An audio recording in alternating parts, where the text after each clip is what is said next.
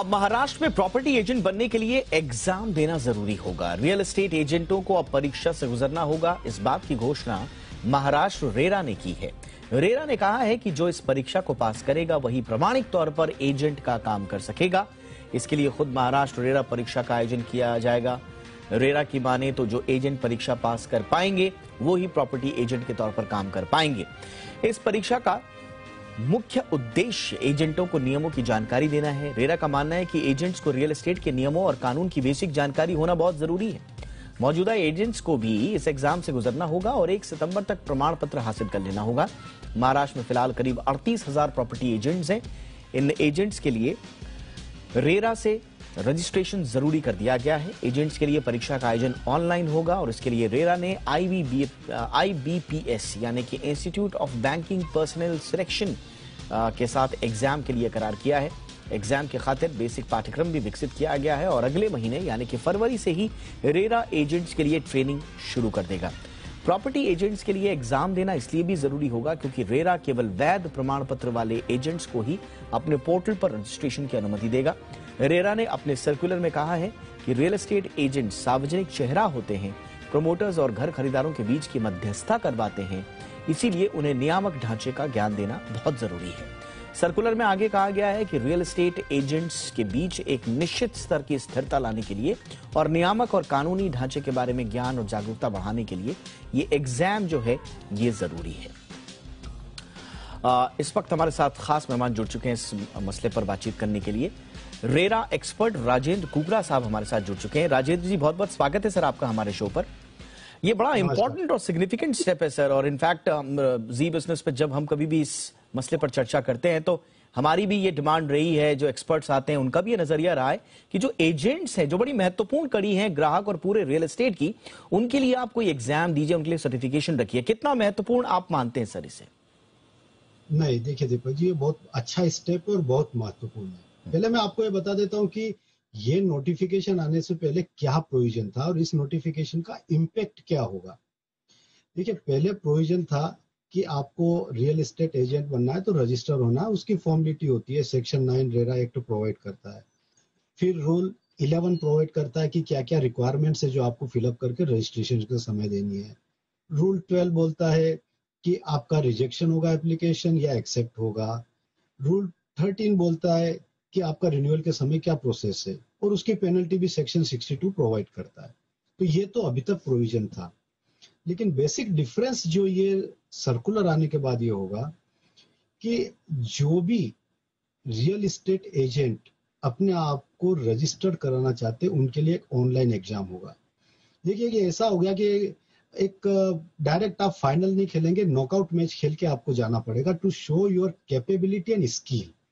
अब online exam जो होगा उसके अंदर डेफिनेटली रियल एस्टेट से रिलेटेड क्वेश्चनरीज होगी। अगर आपको नॉलेज नहीं है तो आप वो पास नहीं कर पाएंगे, तो आप रजिस्टर्ड एजेंट नहीं बनेंगे। तो इस सर्कुलर का सबसे बड़ा फायदा ये मिलेगा कि जो होम बायर है वो किसी कॉम्पिटेंट पर्सन से मिलेंगे, स्किल पर्सन से मिलेंगे, उनको ट्रेनिंग दी जा रही है कि होम बायर को कैसे सेल किया जाए वो मिलेंगे।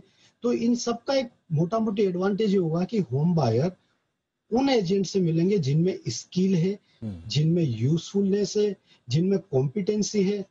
अदरवाइज आप आज अभी के सिनेरियो में देखेंगे तो हर गली में, हर स्ट्रीट में आपको रियल एस्टेट एजेंट की शॉप मिल जाएगी। कोई भी आपको इंट्रोड्यूस करा देगा, अपना कमीशन ले लेगा, बट कॉम्पिटेंसी है या नहीं अपने को नहीं मालूम है। सो देयरफॉर ये जो स्टेप लिया गया है, एक लेक्यूना था, उसको वो कंप्लीट कर देगा। ये एक तरह से एंट्रेंस एग्जाम है आपका, जो हर जगह होता है। तो ये बहुत अच्छा स्टेप किया है। बिल्कुल सर। और दीपक जी, इसमें एक सर्कुलर के अंदर एक चीज बहुत अच्छी की इन्होंने, हाँ, कि आपको ही नहीं, जो रियल एस्टेट एजेंट है आपको ही नहीं, वो हर इंसान जो होम बायर से डायरेक्टली सेल बाय करने की डील करेगा उसको भी रजिस्टर होना है। ये एक बहुत अच्छी चीज है। अदरवाइज तो आप किसी से मिल लेते हैं, सेल एजेंट हो गया, मार्केटिंग वाले हो गए, आप उनसे मिलते हो, वो अपनी एक चेकलिस्ट लेके बैठते हैं। लेकिन ये प्रोविजन आने के बाद में डेफिनेटली बहुत अच्छा स्टेप है जिसमें स्किल, यूजफुलनेस, कॉम्पिटेंसी, इन सब चीजों को लेके एजेंट को रजिस्टर करेंगे तो आप जिनसे मिलेंगे उनको कुछ तो नॉलेज है। बिल्कुल। अब ये तो रही सर होम बायर की बात। यस सर, अब ये तो रही होम बायर की बात कि होम बायर जिससे मिल रहा है, अब वो एक तरह से सर्टिफाइड है, स्किल्ड है, कॉम्पिटेंट है। लेकिन मैं तो इसको दूसरे नजरिए से भी देख रहा हूं, आपका इस पे टेक जरूर चाहूंगा।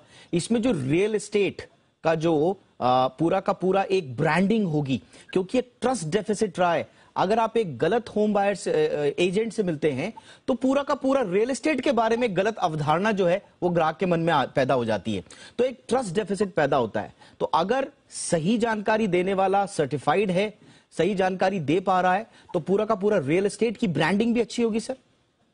बिल्कुल डेफिनेटली। देखिए, अब नॉर्मली कहा जाता है कि कभी सब्जी चावल बनाते तो पूरे सब चावल या सब्जी को नहीं देखते, किसी एक दो को देखते हैं। तो इसी तरह से सिमिलरली एक मछली पूरे तालाब को गंदा करती है, वो कहावत यहाँ यूजफुल होती है। लेकिन ये होने के बाद में डेफिनेटली एक ऑब्लिगेशन बढ़ जाता है, प्रोफेशनलिज्म आ जाता है। आज इस रियल एस्टेट एजेंट के अंदर प्रोफेशनलिज्म की बहुत कमी है।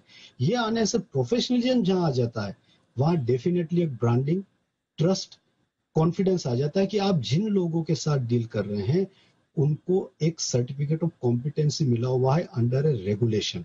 तो एक बहुत बड़ी ब्रांडिंग होगी, एक ट्रस्ट। आप जैसे किसी प्लेन में बैठते हैं, पायलट से आप सर्टिफिकेट नहीं पूछते हैं, लेकिन एक ट्रस्ट रहता है कि जो भी वो चला रहा है वो एक ऑथराइज्ड, एक कॉम्पिटेंट है। वही चीज एक ब्रांडिंग आगे बढ़ेगी। और आज नहीं, आज के 4-5 साल बाद में डेफिनेटली ये एक बहुत बड़ी चीज होगी जिसमें होम बायर का एक कॉन्फिडेंस रहेगा। जिस चैनल से वो जा रहे हैं, जिन लोगों से वो मिल रहे हैं, उन पे कॉन्फिडेंस बढ़ेगा और एक पूरे रियल एस्टेट मार्केट की एक तरह से ब्रांडिंग, एक इमेज अलग तरह से देखेगी। Absolutely.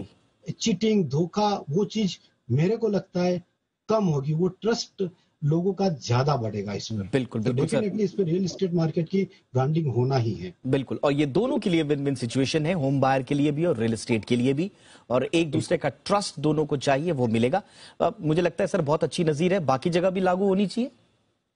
डेफिनेटली। आप देख लीजिए, आप एनसीएलटी होता है, वहां पे भी रिजोल्यूशन प्रोफेशनल के लिए एंट्रेंस एग्जाम होता है, वो पास करते हैं, अपॉइंट करते हैं। आप हर किसी में भी देख लीजिए। तो ये एक चीज है जहां पे कहीं इन्वेस्टमेंट होता है। होम बायर अपनी hard and money, entire life की मनी को इन्वेस्ट करता है और वो अनप्रोफेशनल लोगों से फंस जाता है, लिटिगेशन चालू हो जाते हैं। लेकिन जब वो प्रोफेशनल लोगों से डील करेंगे, एक रेगुलेटरी ऑथोरिटी के गाइडेंस के अंदर उनको कॉम्पिटेंसी सर्टिफिकेट दिया है, तो उनसे डील करने पे एक इन्वेस्टमेंट का सही यूज होना, सही इन्वेस्ट होना, सिक्योर, सेफ होना, एक कॉन्फिडेंस बढ़ जाता है। तो ये जो एक एग्जाम की बात रहती है, ये डेफिनेटली हर जगह होना चाहिए। जहां पे भी एक सॉलिसिटिंग का कोई भी चीज होता है, आप मार्केटिंग की कोई भी चीज होती है, तो उसमें एक कॉन्फिडेंस डेफिनेटली बढ़ेगा। तो मेरा ये मानना है कि ये जो एग्जाम वाली चीजें हैं, डेफिनेटली हर जगह, दूसरी जगह भी होनी चाहिए, जिससे एक फेथ, कॉन्फिडेंस, प्रोफेशनलिज्म, हर चीज बढ़ेगी और विन विन सिचुएशन सब लोगों के लिए रहेगी। एब्सोल्युटली सर, बहुत बहुत शुक्रिया सर, आपने हमारे दर्शकों के लिए वक्त निकाला। और बिल्कुल इंपॉर्टेंट बात आपने जो कही, जो प्रोफेशनलिज्म आएगा और जो ट्रस्ट डेफिसिट, जो एक बड़ा पेन पॉइंट रहा है रियल एस्टेट का, होम बायर और रियल एस्टेट के बीच में, वो कम होगा। बहुत बहुत शुक्रिया हमारे दर्शकों के लिए वक्त निकालने के लिए सर।